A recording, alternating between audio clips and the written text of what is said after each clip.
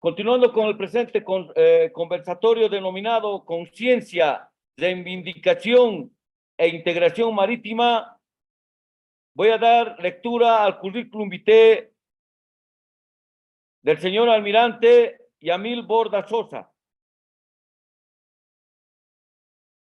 Ocupó los más altos cargos dentro de las Fuerzas Armadas. Títulos académicos: licenciado en Ciencias Navales, licenciado en Ciencias Políticas en la Universidad Mayor de San Andrés, especialista en Educación Superior en la Universidad Técnica Boliviana, magíster en Seguridad y Defensa, Defensa y Desarrollo, magíster de Alta Estrategia en la Universidad de Defensa Beijing, China, magíster en Ciencias Navales, magíster en Operaciones Conjuntas, doctorante en Ciencias Políticas y Relaciones Internacionales de la Universidad Mayor de San Andrés. Publicaciones: ha escrito el libro sobre intereses marítimos,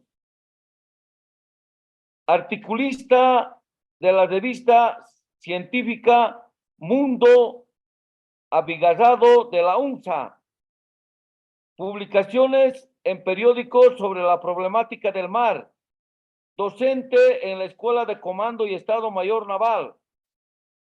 Entidades: pertenece al Grupo Real de Expertos Analistas Latinoamericanos con sede en Washington. Con ustedes, el señor almirante Yamil Borda Sosa.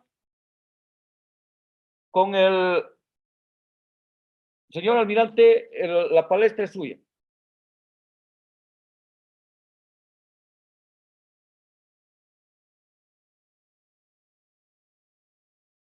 Muchas gracias. Buenos días. Primero quiero agradecer la invitación por la exposición, por el mes. Saludar al coronel Gustavo Terán, director del CEDAEM, además amigo. Saludar a todos los señores almirantes, generales, coroneles de las organizaciones del servicio pasivo de nuestras Fuerzas Armadas. Saludar a los señores agregados de defensa de países amigos. Saludar a los oficiales superiores, suboficiales y a toda la distinguida concurrencia que se encuentra acá. Y también a todos los que están vía web. El tema que me han dado realmente es un tema espinoso, diríamos, para poder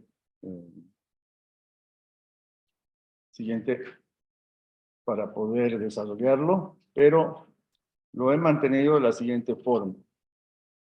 Quiero empezar con este pensamiento de Karl Haushofer, un militar, un iniciador de la geopolítica, un iniciador del pensamiento que debe tener todo Estado al iniciarse. Y él decía que la más decisiva de todas las tendencias políticas es el avance hacia el mar. El impulso hacia el mar es el más fuerte que toda política de poder. Los estados que perdieron su costa o parte de ella nunca renunciarán a recobrarla. Siguiente. Bueno, ese más o menos me va a guiar, ese pensamiento, y este es el temario con el que me voy a desarrollar. Una introducción, una situación marítima de Bolivia. ¿Por qué nos interesa la reivindicación marítima? ¿Qué hemos hecho? ¿Qué hacemos para tener esa reivindicación marítima? Y conclusiones. Este es un pensamiento que lo tomó para que veamos bajo la lupa de este pensamiento todo el desarrollo de nuestra historia, todas las actividades que hemos realizado como Estado para poder lograr este objetivo de la reivindicación marítima. El precio de desentenderse de la política es el ser gobernado por hombres que no lo merecen. Bien. Bueno. Reivindicación marítima. Cuando a la sociedad boliviana se le habla de reivindicación marítima, es realmente un tema que para nosotros es de suma importancia, es de mucha relevancia, nos toca el espíritu y nuestro anhelo renace cada año en que nos tenemos que reencontrar con estas fechas. La reivindicación marítima, históricamente, comienza más o menos en 1895. Pero vamos a entender por reivindicación desde un punto de vista jurídico y semántico. ¿Qué es reivindicación? Reivindicación es cuando una persona, en un término jurídico, en este caso como sujeto de Estado, el Estado como sujeto, una persona reclama la posesión, la propiedad de un bien, en nuestro caso el espacio jurídico, que no lo posee. O sea, para reivindicar en un concepto jurídico y semántico, uno tendría que tener tres aspectos. Los títulos de propiedad de aquel bien que no lo posee, las dimensiones y las características de ese bien que no lo posee, y demostrar la posesión del otro que no tiene ningún título de propiedad. Entonces, más o menos ese es el concepto de reivindicación marítima que maneja el Estado y está en nuestra Constitución. Y cuando hablamos de Estado, nos tenemos que referir a las nacientes de los procesos que han construido como sociedad las diferentes naciones bajo el amparo de los elementos del Estado, como son el gobierno, el territorio, la población y la soberanía. Aspectos que los vamos a tocar más adelante. En esto está el poder. O sea, el Estado maneja el poder. Muchos hablan siempre que el poder es conocimiento. En estos ámbitos deberíamos hablar del conocimiento del poder. Y nosotros sabemos eso, porque son temas militares y sabemos cómo se maneja el poder. Y en la construcción del Estado, el Estado no está aislado. Entonces, cuando hay un proyecto de Estado, en relaciones internacionales, los Estados, en el marco de la proyección de poderes que tiene ese Estado, como un axioma internacional, deben unirse o deben aliarse para lograr sus objetivos, porque no hay estados solos. Las presiones externas a veces son más fuertes que las presiones internas. Vamos a hacer una mirada violenta, solamente señalando algunos aspectos de nuestra reseña histórica, por las tesis de algunos autores y escritores que siempre niegan la cualidad marítima de Bolivia, que Bolivia no ha tenido nunca una cualidad marítima, especialmente en escritores chilenos. Bueno, acá en Latinoamérica hay tres civilizaciones, mayas, los aztecas y los incas, y se ve en este gráfico cómo ya estábamos nosotros apegados a las costas marítimas. En la época colonial existe un gran desarrollo de los puertos, existe un gran contacto de los campesinos que estaban en propiedad de esos terrenos con el mar. Y se ven fortalecidos en la actividad marítima con la colonia. Y del fortalecimiento que uno debe preguntarse y sobresaltar y resaltar es Potosí. Potosí durante la colonia ha mantenido a la Capitanía de Chile, al Virreinato de Plata, Charcas. O sea, en sus tiempos, Potosí era como hablar de París, Nueva York, la misma cantidad de población, que después se reduce en más o menos 160,000 a 8,000 habitantes. En la época republicana, 1825, los estados empiezan a desarrollarse. Los estados empiezan a delimitar sus fronteras producto de la organización colonial que había. Entonces, había muchas fronteras que no estaban muy bien delimitadas. Y ahí empiezan a surgir muchos problemas. Bolivia, como bien lo ha explicado ya el almirante Calla, constituye en su constitución un estado con un ejército de línea y una escuadra naval. Es necesario resaltar algunos aspectos trascendentales en la época de la Confederación. Bolivia era un país poderoso, tenía un ejército poderoso, a tal punto de que en la Guerra Civil del Perú, cuando se estaban peleando Gamarra, Salaverry, Orbegoso, empiezan a acudir a quien había sido presidente del Perú, el mariscal Andrés de Santa Cruz.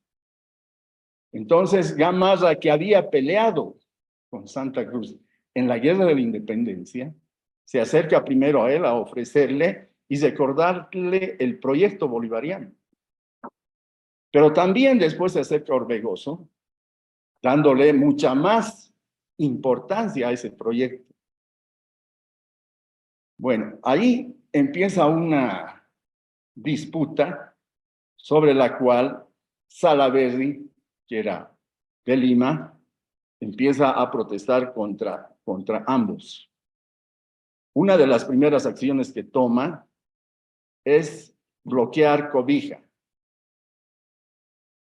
Bloquea Cobija. ¿Qué debe hacer un Estado conformado cuando hay una agresión? Pasa el tiempo, fíjense ese antecedente. 1831, aparece la corbeta, si no me equivoco, Confederación y Libertad, en Cobija. Los escritores chilenos dicen que ahí es la primera vez que Bolivia tenía una marina de guerra. Esas dos corbetas peruanas llegan a Cobija y piden al gobernador que los nacionalice, porque querían ser bolivianos, incluyendo las corbetas. Pero como en el Perú había una guerra civil y muchos problemas, el mariscal Andrés de Santa Cruz, después de 6 meses de usar esas corbetas que patrullaban y defendían a los piratas, a los contrabandistas que estaban saqueando nuestro guano, el salitre, bueno, los devuelven. Posteriormente, esas mismas corbetas llegan a Cobija y destrozan Cobija, un puerto que tenía una infantería de marina, una capitanía, una artillería de costa. Entonces, la historia nos da reveses por las actitudes o decisiones políticas que tomamos. El mariscal Andrés de Santa Cruz, ya después de que en Paucarpato, con Blanco Encalada, con todo su ejército, se rinde y los deja partir, vuelve Bulnes con el mismo ejército a destrozar la Confederación. Y en su reflexión, que también deberíamos hacer a lo largo de todo el proceso de reivindicación marítima, el mariscal Andrés de Santa Cruz dice: ¿cuánta falta me hace una marina cuánta falta, en 1838, antes de irse al norte para la batalla de Yungay. Y entonces se ve obligado a la contratación de la guerra de Corso. O sea, contrata barcos, porque en toda ese periodo, hasta 1879, los productos bolivianos iban en barcos extranjeros con bandera boliviana. Algo parecido a la Eurovía en la actualidad.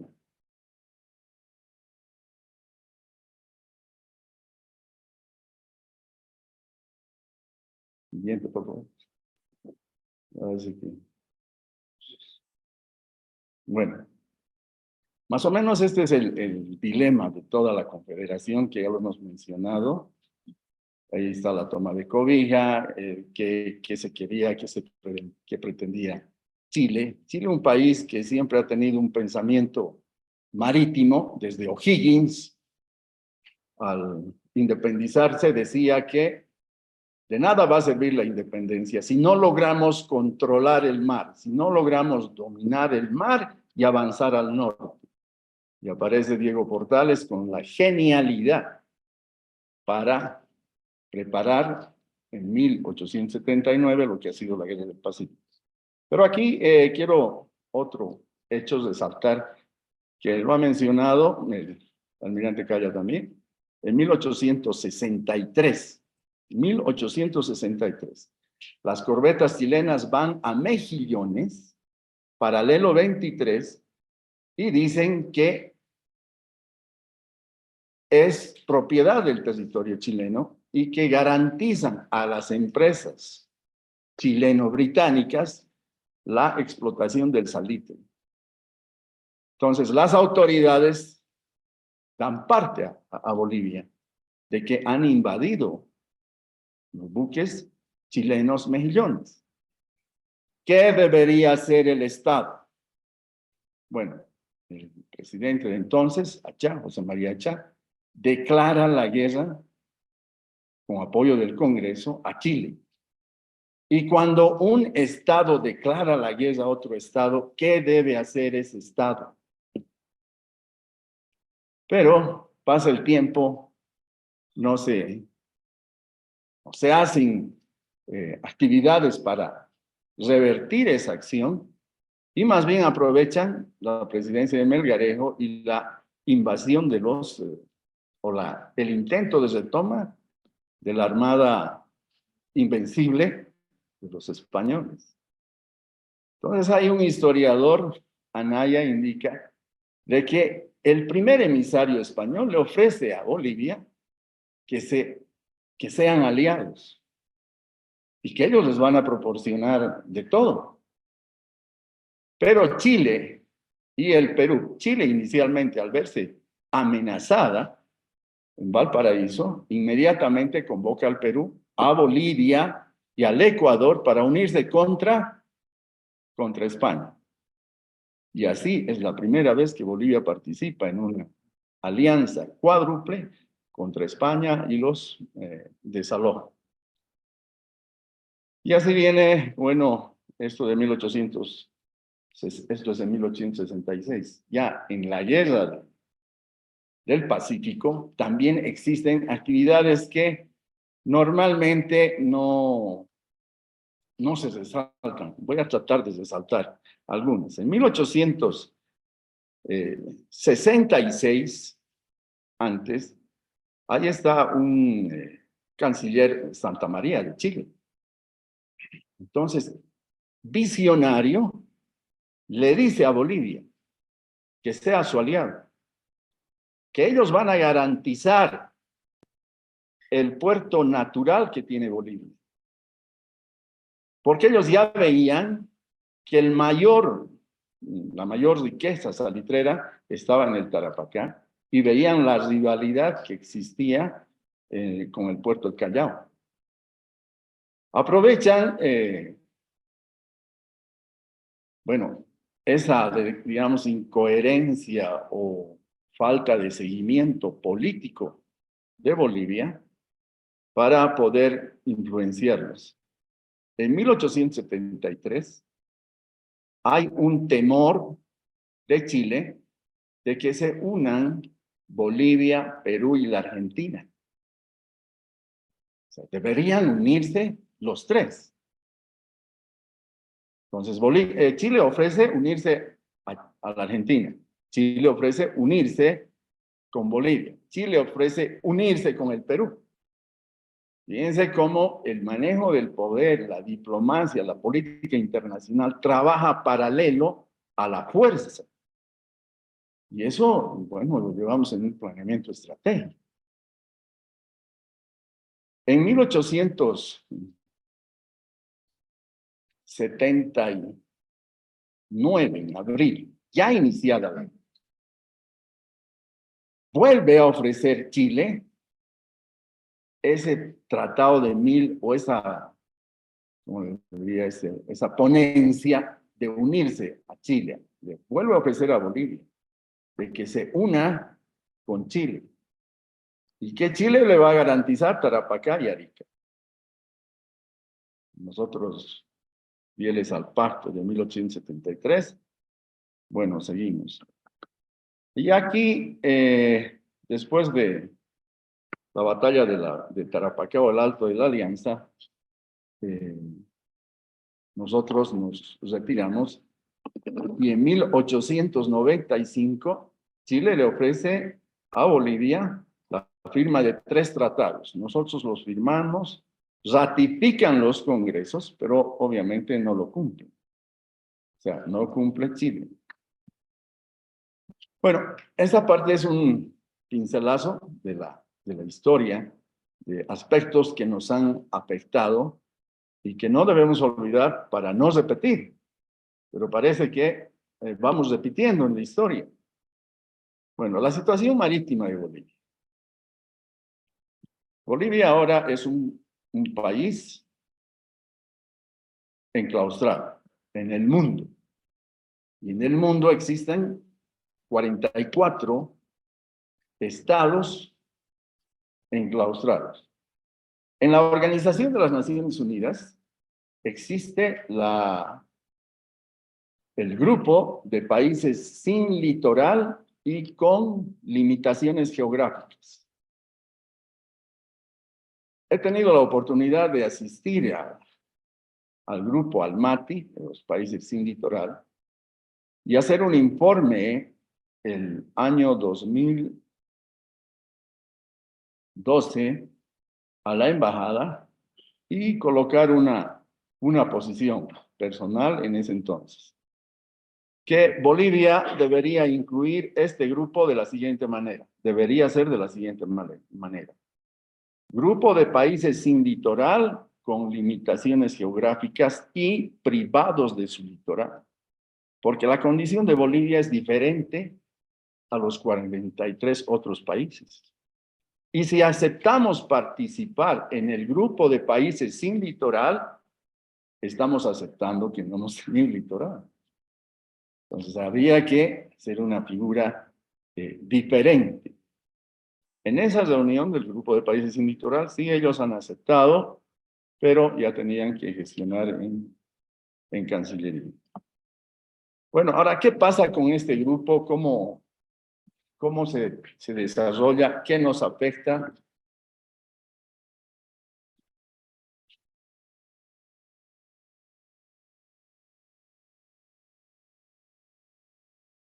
Bueno, voy a esperar que pase la diapositiva. En esto vamos a ver algunos aspectos que nos afectan económicamente. Estamos situados en Sudamérica y tenemos opciones de poder concretar nuestra reivindicación marítima, no solamente por el Pacífico. Estas son las vías. Pero la reivindicación marítima no solamente es el puerto y el contacto con el mar y el comercio, es más, es alta mar.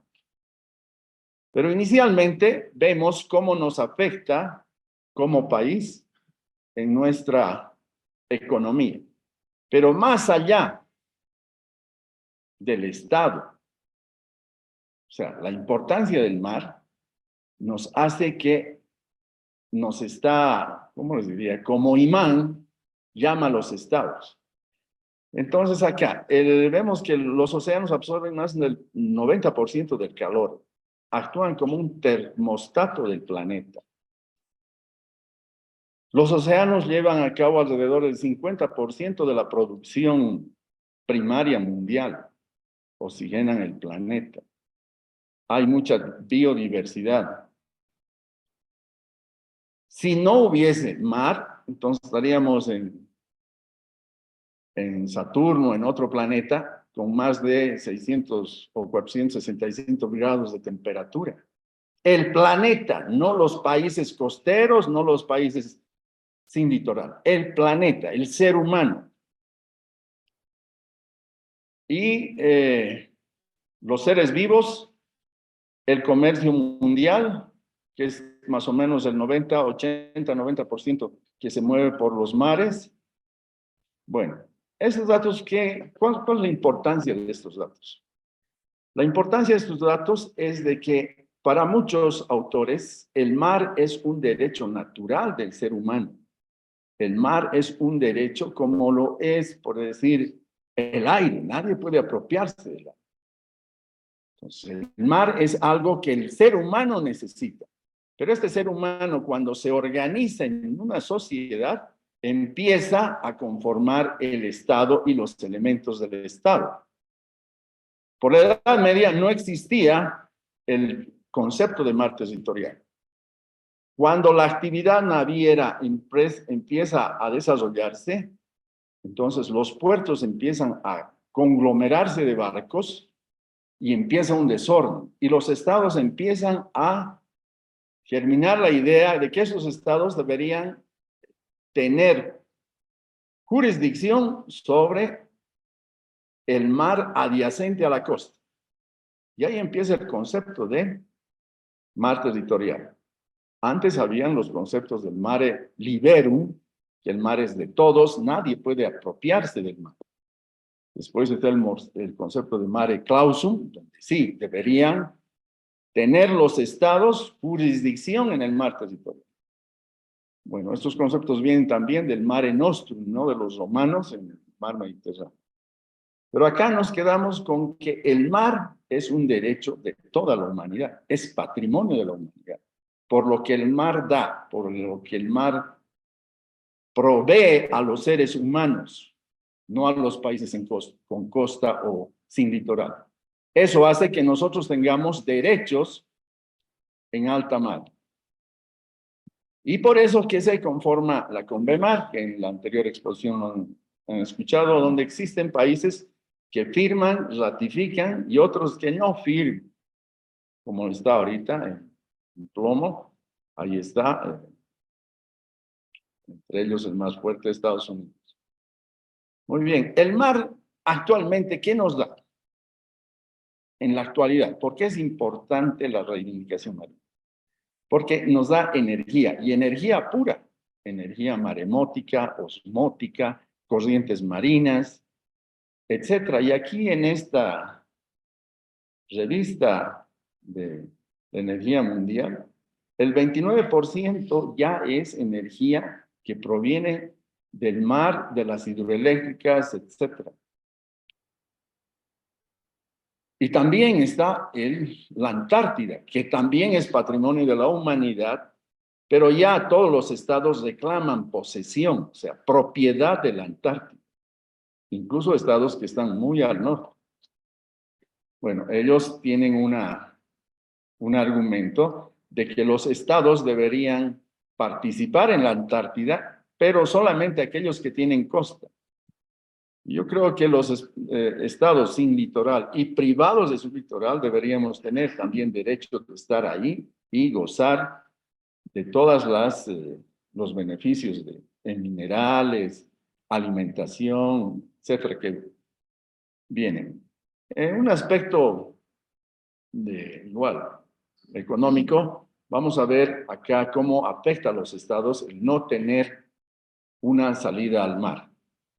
Este es del Banco Mundial, donde hay un ranking de los países sin litoral y cómo es su Producto Bruto Interno. En este caso vamos a ver per cápita. Aquí está Bolivia en el puesto número 22. Tiene un PIB per cápita de 3.500 promedio. Considerando que somos un país de 40.000 millones de dólares. Estos son los otros países. Y vemos acá, de acuerdo al Fondo Monetario Internacional, los países más ricos del mundo hasta el 2023. No hay ningún país sin litoral. Todos son costeros. Ya siguiendo la misma fuente del Fondo Monetario Internacional, ya en el Producto Interno Bruto de los países, ya aparece Luxemburgo y Suiza. Esto por la densidad demográfica. Que muchos dirían que no es impedimento para el desarrollo de los estados el no tener costa, sino hay que tener políticas, hay que tener convenios, hay que tener alianzas para poder desarrollarse como estado. Acá vemos los ciudadanos más ricos del mundo. Y está Luxemburgo por la densidad demográfica, está Suiza y está Austria. Y son países sin litoral. Entonces acá podemos dar muchas explicaciones de cómo son esos países y de repente hacer una comparación. Si esos países tienen la riqueza que tiene Bolivia, pues Bolivia es un país muy rico. Siguiente, por favor. Parece que se pone. Bueno, acá vemos el Producto Interno Bruto, de acuerdo a los informes del Banco Mundial, hasta más o menos el 2019. El plomo es el promedio en Sudamérica, promedio del PIB. Paraguay y Bolivia, abajo. Paraguay y Bolivia en porcentaje del PIB. O sea, hay una afectación. Ahora, ¿cómo vemos esta afectación en cuestión de la balanza comercial? Fíjense, exportamos por Chile 41%, importamos 53%. Después está por Brasil. Bien. O sea, a veces hablamos de política, qué debemos hacer, etcétera, etcétera, pero esta es la realidad al 2017.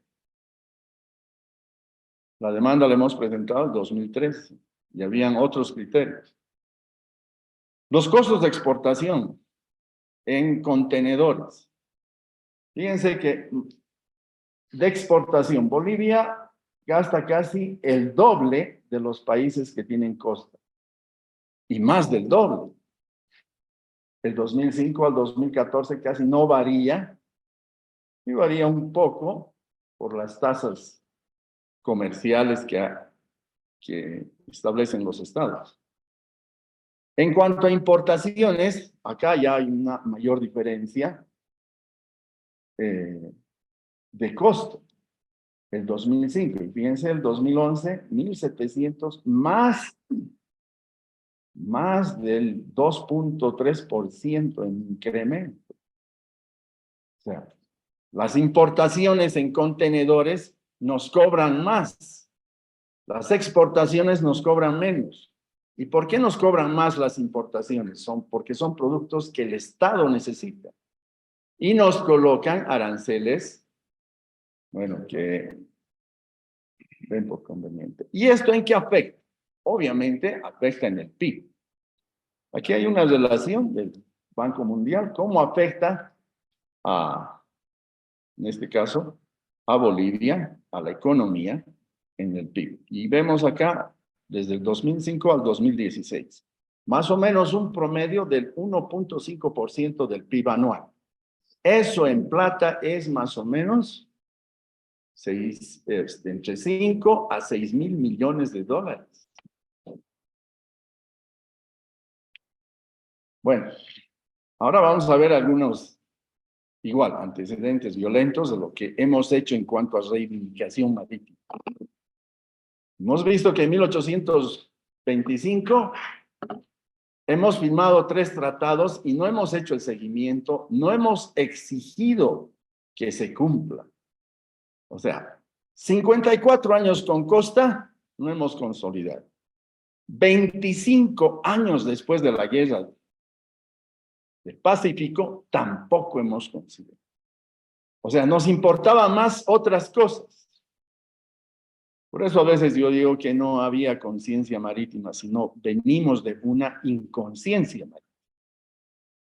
En 1919 se plantea, estoy saltándome porque todo esto está en el libro azul, pero por la importancia, la Liga de Naciones. ¿Por qué se plantea ante la Liga de Naciones la reivindicación marítima? Porque es un organismo nuevo que tiene la misión de mantener la paz en el mundo por las atrocidades de la Primera Guerra Mundial. Pero igual nos niegan. Pero seguimos. Existen hombres en cada época que siguen. Y así, en 1950, se plantea ya casi formalmente una concesión y una salida al mar para Bolivia, a cambio del uso de las aguas del lago Titicaca. Inicialmente empieza a negar el propio Estado, porque los chilenos ya habían anunciado que sí va a haber, les van a dar esto y nosotros vamos a usar las aguas del Titicaca. Pues nosotros decimos que no, después nos quitan el Lauca, Silala, Suches, en fin. Bueno, acá es un gran intento, donde nuestro personaje Gutiérrez Ostri es realmente brillante en estas negociaciones. En 1975 se produce la negociación de Charaña, pero hay que ver el contexto político. ¿Qué pasaba en Sudamérica en 1875? ¿Por qué el abrazo de Charaña? ¿Por qué mina Chile la frontera con Perú y la frontera con Bolivia? Y hacemos el abrazo de Charaña. Bueno, el contexto era que eran gobiernos militares y el enemigo era el socialismo. Hay el Plan Cóndor, empieza en Rusia la perestroika, la perestroika, y empieza a debilitarse el sistema socialista. Entonces, Chile tiene mayores problemas con la Argentina que con Bolivia. Esos años, la hipótesis de conflicto de Chile era con la Argentina y la hipótesis de conflicto de la Argentina era con Chile. Bueno, esto digo porque en algunas reuniones en ámbitos militares, en academias, con camaradas de esos países, me cuentan. Me dicen cómo ellos se preparaban. El desembarco de la Argentina era inicialmente a Chile. O sea, ellos tenían ya su juego de guerra, pero han desembarcado en Malvinas.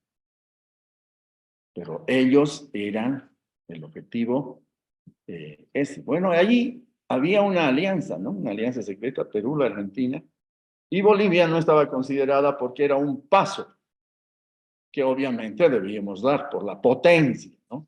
Poder económico, la capacidad militar que los estados y los gobiernos no fortalecen. La capacidad militar va acompañada de 4 grandes aspectos. La estructura de fuerza, ¿para qué tipo de guerra te preparas? La modernización, ¿qué está pasando en el mundo? ¿Qué podemos hacer? Después, la capacidad de alistamiento y la capacidad de sostenimiento. Y eso no es una atribución militar, es una atribución del Estado. Bueno, Después pasamos a la agenda de Mesa Lagos, la agenda de los 13 puntos, la demanda, el fallo de la Corte Internacional de Justicia, etcétera, que ya lo han hablado, apurándome con las señales de nuestro amigo. Vamos a ver, sí, por favor. Vamos a ver ahora la política de reivindicación marítima, ¿no? Hay una dicotomía entre soberanía y anarquía, de acuerdo a los nuevos pensadores, historiadores de esta época, chilenos y peruanos. O sea, dice, no van a arreglar en una terquedad de ambos países, Bolivia con soberanía y Chile no, el tratado no se mira, de 1904. Hay que tener la capacidad, ellos dicen, de Anaya, Salazar, etcétera, dicen la capacidad de entender la soberanía en forma diferente. Los estados tienen el concepto de soberanía en un concepto westfaliano, de la paz de Westfalia, donde se divide el espacio geográfico, se asienta la población, el gobierno, el Estado y la soberanía. La soberanía como algo que nadie puede hacer nada dentro.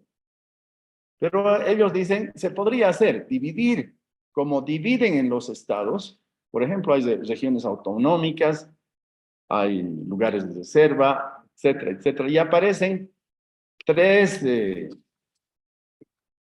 proposiciones. Una de las proposiciones es la de soberanía compartida. Entonces, esta proposición de soberanía compartida está prácticamente, me voy a saltar un poquito por la supremacía territorial, después la región asociada y, bueno, ¿cómo? La internalización territorial. Bueno, ¿a qué va todos estos conceptos y estas propuestas? Acá hay una propuesta de este señor, economista Luis Riveros. ¿Qué dice él?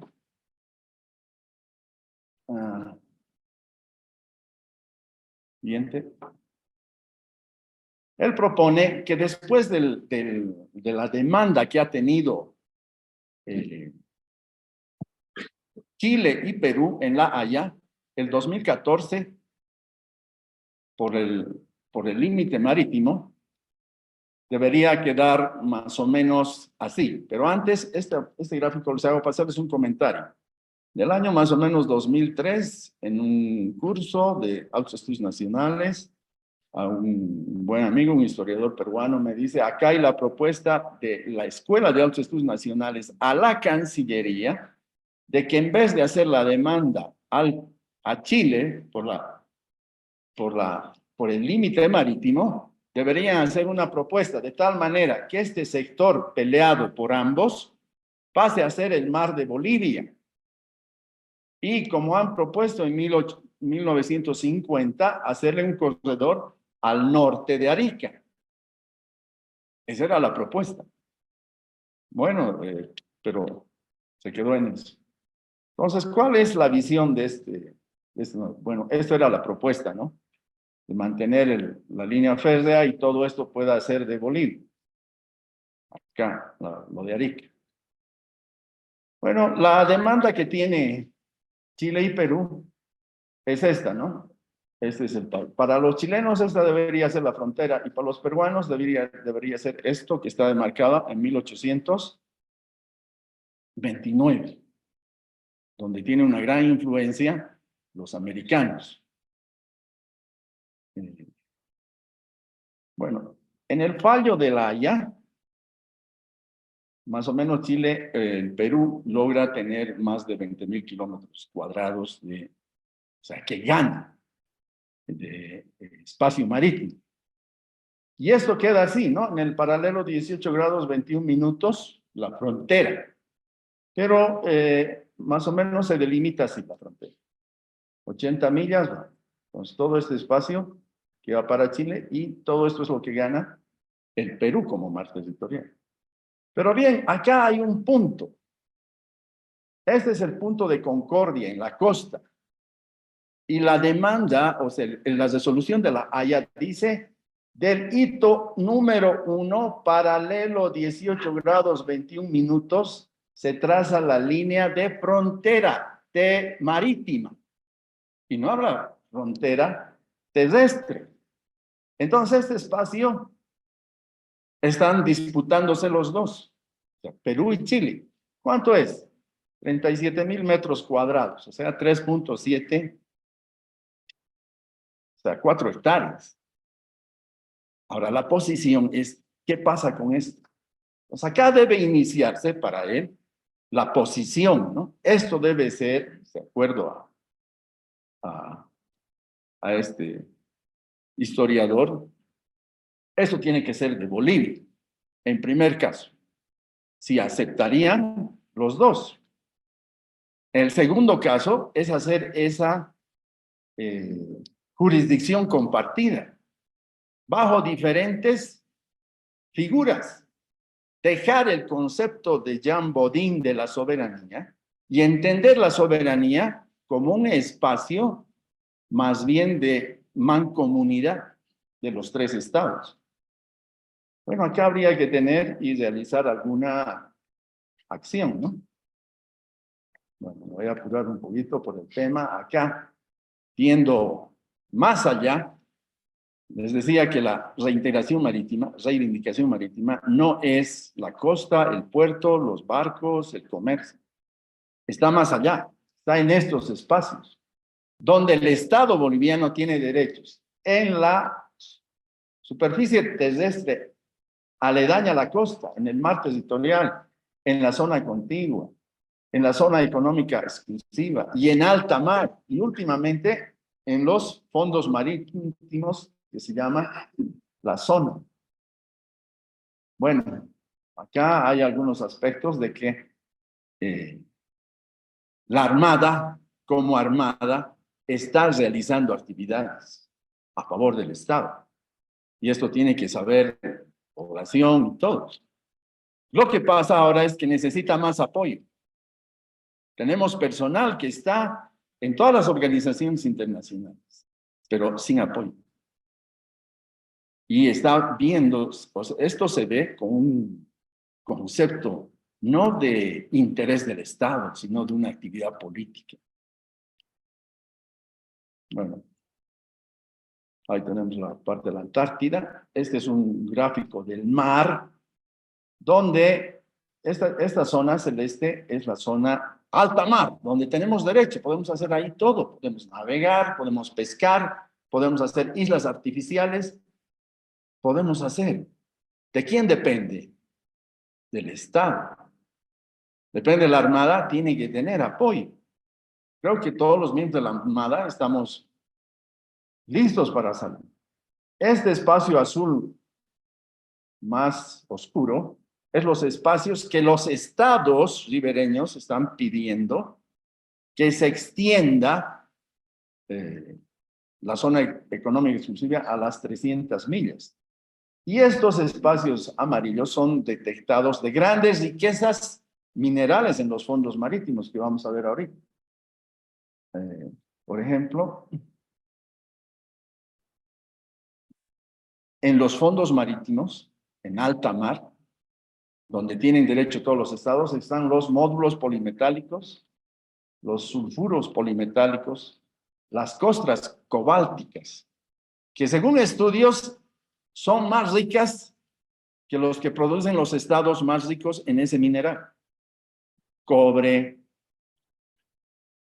oro, aquí está, cobre, níquel, cobalto, en cuanto a los nódulos polimetálicos, a los sulfuros polimetálicos, plata, oro, cobre, a las costras cobálticas, hierro, manganeso. ¿Y qué pasa? En los fondos marinos, como hay la corriente, los metales son más pesados y se van haciendo con este movimiento bolas Entonces, ¿qué deben hacer los estados con alta tecnología, más allá de los 2.500 metros de profundidad?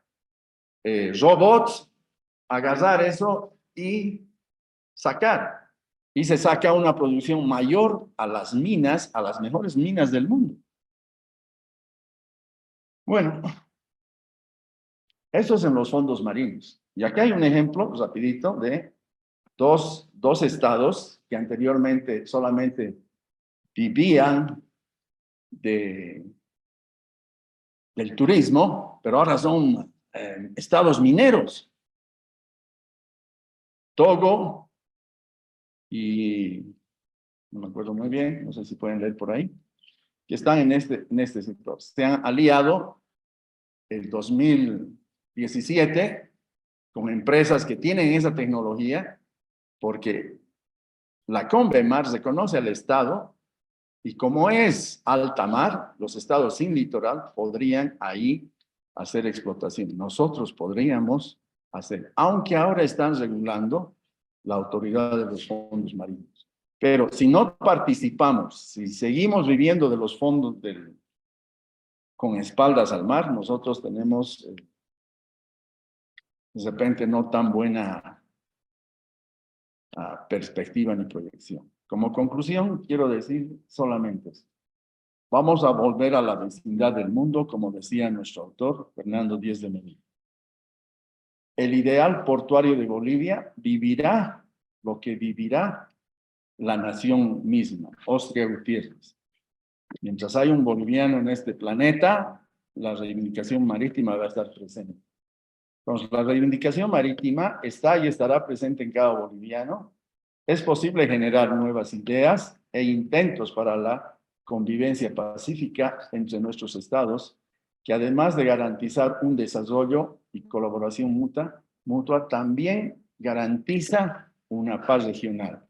Lo que nos falta es una política, una estrategia política institucional. Pero el concepto político no es una decisión política. El concepto político para este tipo de estrategias viene de una autorreflexión del Estado. ¿Qué queremos como Estado? Entonces, la política de Estado se convierte en la objetivación de la autoconciencia de lo que la sociedad boliviana quiere como forma de vida.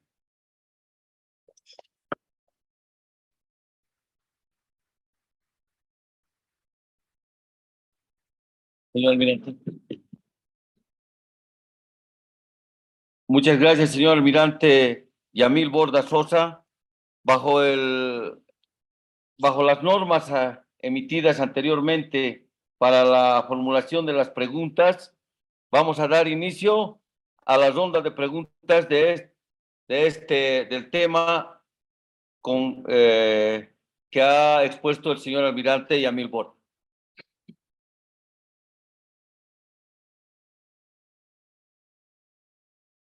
¿Alguien? ¿Alguna pregunta?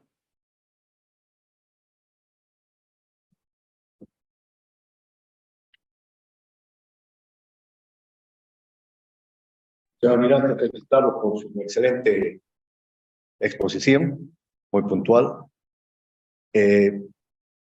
Desearía formular una sola pregunta. En su criterio, desde el punto de vista del análisis estratégico y la planificación estratégica, ¿cuál considera usted que es la institución llamada por ley para planificar, fortalecer y mantener la reivindicación marítima en nuestro estado? En vista de que vemos de que solo cada 23 de marzo escuchamos discursos patrioteristas, escuchamos al presidente de nuestro estado y después nos olvidamos. Y esa institución que debería integrar todos los esfuerzos en la consecución política y estratégica que permita alcanzar lo que usted nos ha explicado y que está en su conclusión de promover la reivindicación marítima a través de la convivencia pacífica y obviamente a través de los recursos que tiene el país y las capacidades diplomáticas, repito, ¿cuál vendría a ser esta institución desde su punto de vista? Gracias.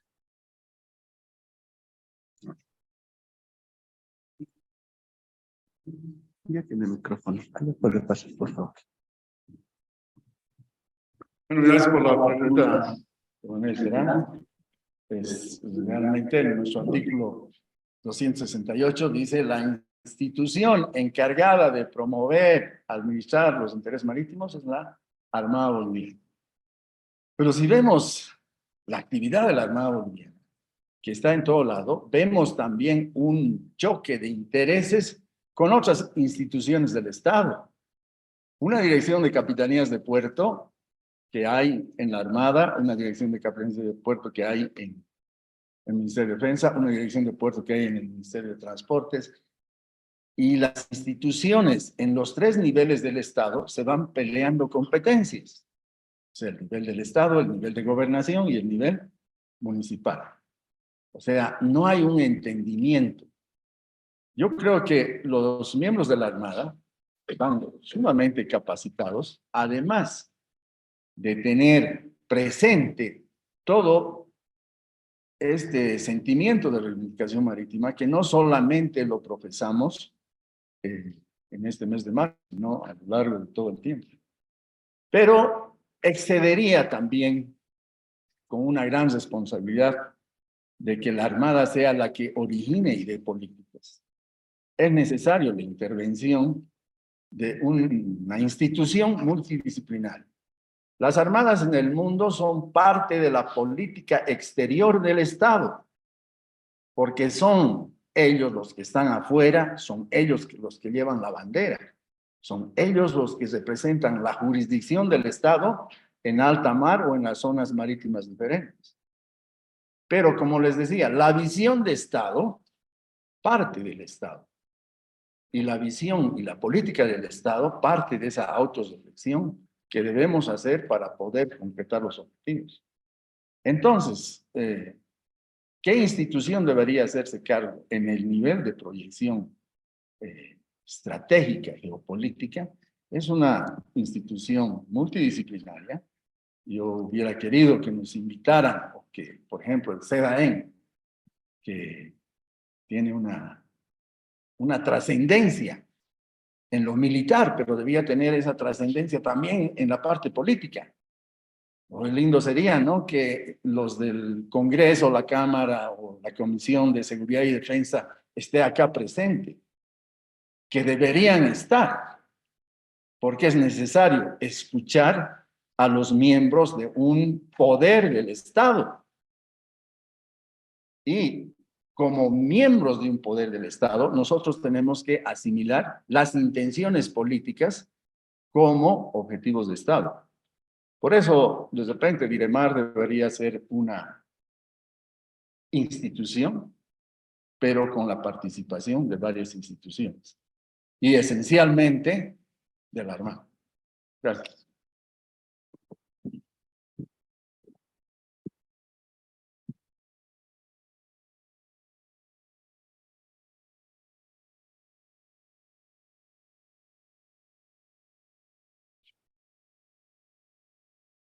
Bien. ¿Alguien más? ¿Alguna pregunta? Adelante, mi coronel veterano, por favor.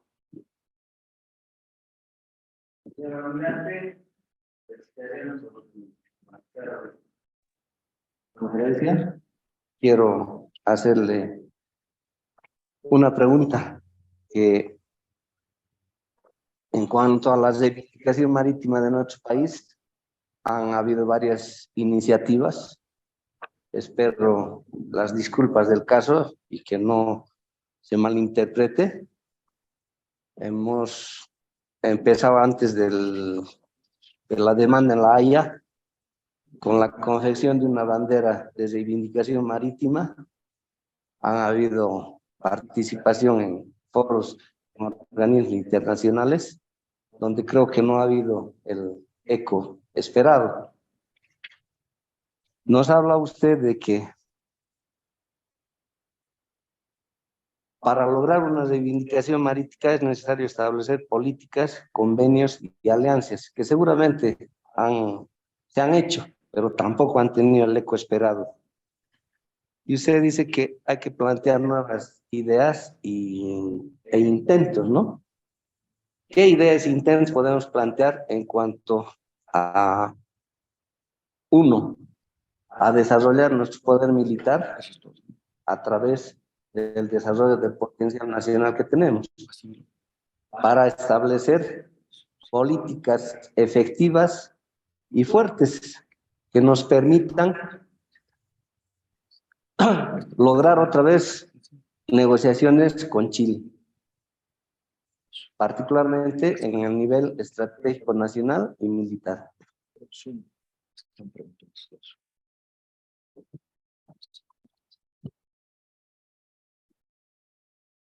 Muchas gracias por la pregunta. Es realmente difícil porque es una pregunta que todo el mundo se hace cada año y ya vamos más de 145 años en eso.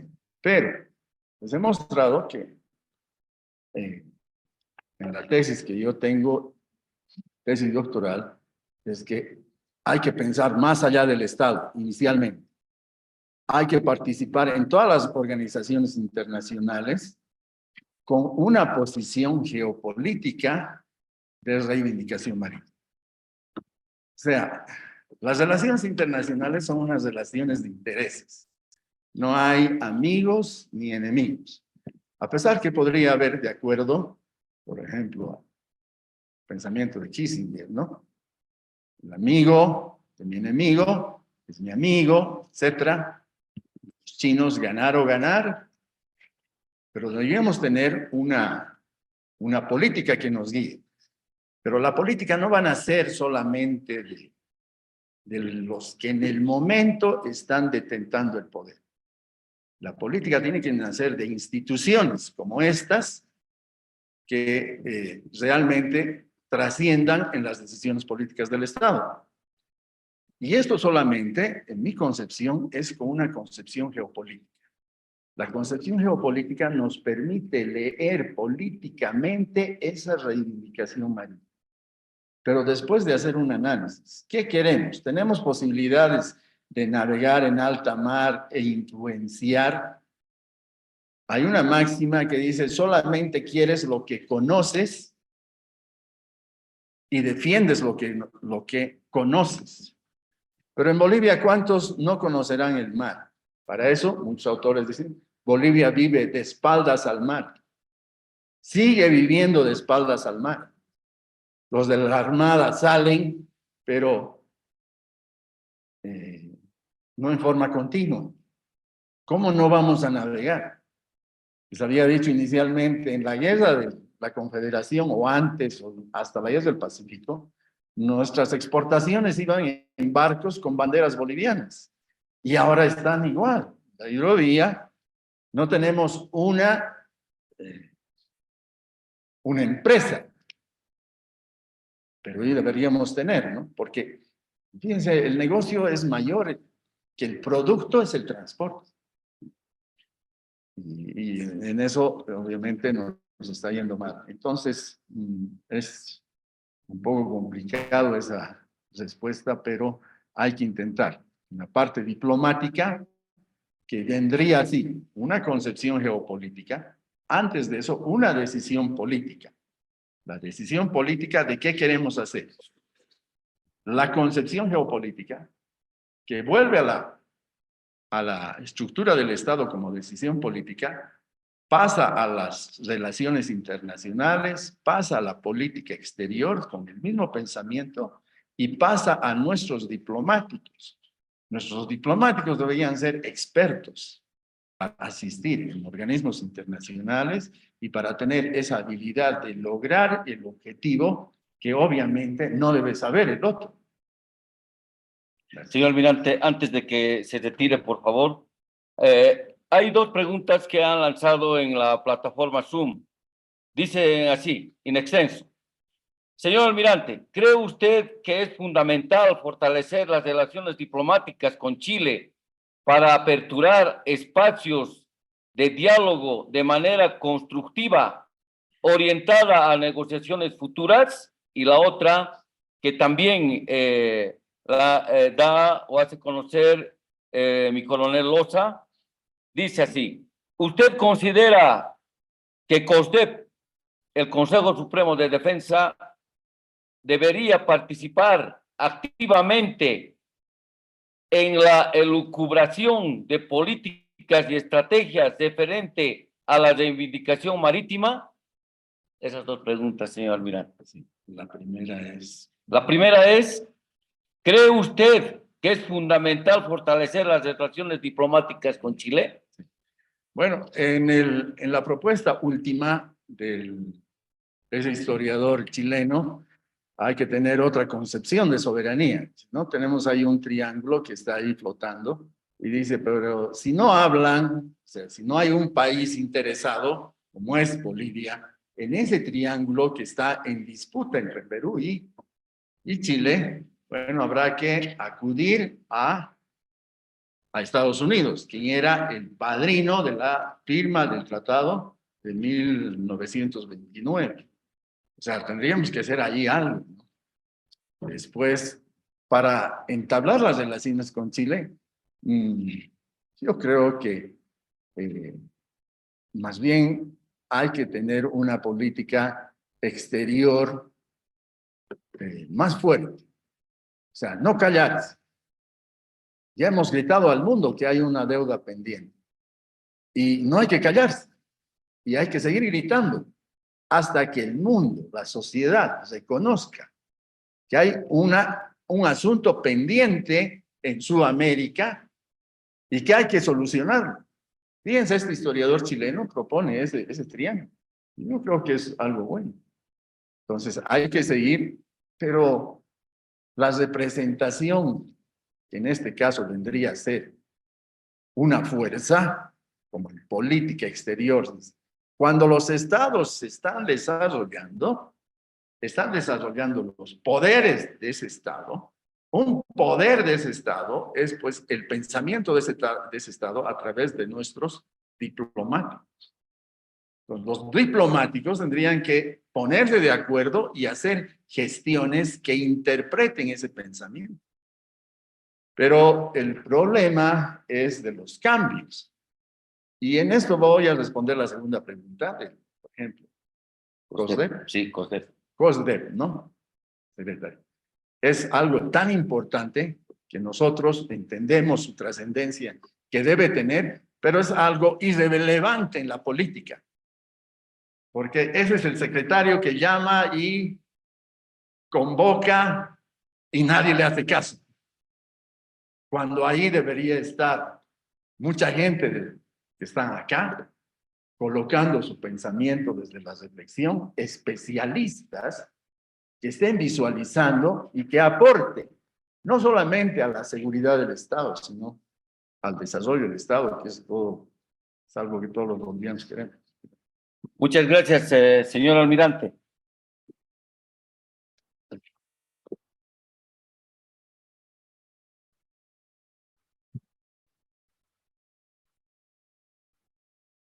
Nuestro compromiso y espíritu de reivindicación marítima debe estar concordante con el artículo 268, parágrafo primero de la Constitución Política del Estado, en sentido de generar en nuestras autoridades y población toda la importancia de redefinir políticas de Estado que permitan a futuro recuperar la cualidad marítima, fortaleciendo nuestra política exterior y a nuestras Fuerzas Armadas.